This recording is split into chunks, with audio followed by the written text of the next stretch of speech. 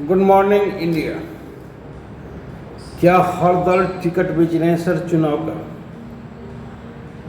मुझे मालूम नहीं,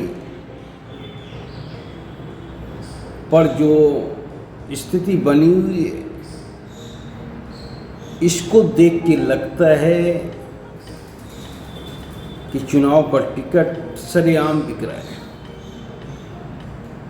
लोकतंत्र सरेआम बिक रहा है। चुनाव का टिकट बिकने का मतलब है कि लोकतंत्र का बिकना। मैं अगर 5 करोड़ रुपया में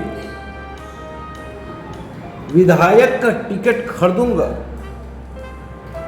और जब जीतूंगा तब मेरा टारगेट ये नहीं रहेगा कि जनता की सेवा करें,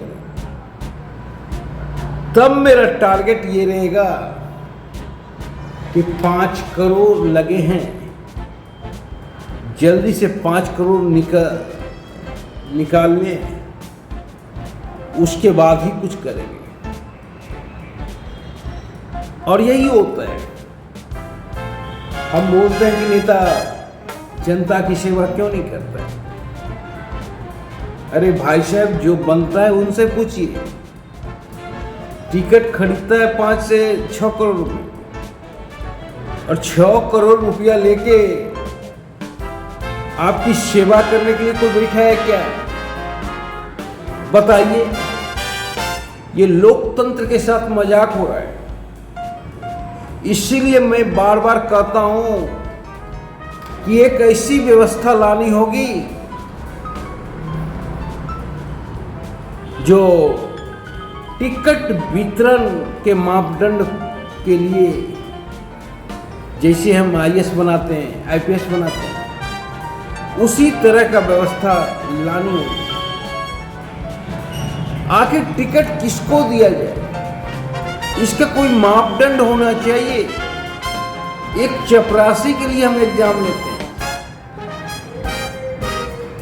पर एक लीडर ऐसे ही बना देते हैं जिसके ऊपर की देश का दामोदार होता है, देश का भविष्य निर्धारित होता है। ऐसे ही हम नेता बना देते हैं। सोचना हो, और जब तक मापदंड नहीं अपनाएंगे तब तक राजनीतिक दल टिकट बेचता रहेगा। कोई राजनीतिक दल बिजनेस मैन का विरोध नहीं कर सकता। क्यों नहीं कर सकता है? क्योंकि वो तो खुद बिजनेसमैन है। पहले पार्टी बनाया, अब पार्टी वही बना सकता है जिसके पास करोड़ों रुपए हो, और उसके बाद टिकट बेचना शुरू किया। बहुत अच्छा धंधा है। 5 साल में एक बार इस धंधे में जबरदस्त बेनिफिट है। फिर 5 साल सोए रहिए, 5 साल बाद फिर टिकट बेचिए। पूरी जिंदगी ऐसे में निकल जाएगी।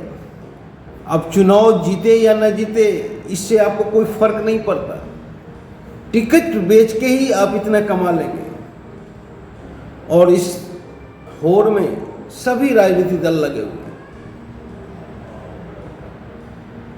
बहुत ऐसे जेन्युइन कैंडिडेट का टिकट काटा गया है जो नहीं होना चाहिए। दुर्भाग्यपूर्ण है। लोकतंत्र के ऊपर धब्बा है। कोई व्यक्ति अगर 10 से 15 साल क्षेत्र में सेवा कर रहा है और ये भावना रख रहा है कि आज न कल मुझे टिकट मिलेगा, और उस व्यक्ति का नाम काटकर एकाएक कोई स्टार का नाम घुसा दे, कोई हीरो का नाम घुसा दे, कोई हीरोइन का नाम घुसा दे, कोई गायिका का नाम घुसा दे, तब तो लगता है कि दाल में कुछ काला है। क्योंकि जो वर्कर वहां खट रहा था उसके पास उतना पैसा नहीं था जिससे कि वो टिकट खरीद सके, तो वर्कर को पैसा नहीं मिला, दरी बिछाने वाले को पैसा नहीं मिला, पोस्टर साधने वाले को पैसा नहीं मिला, टिकट नहीं मिला। कुर्सी लगाने वालों को टिकट नहीं मिला। टिकट मिला किसको?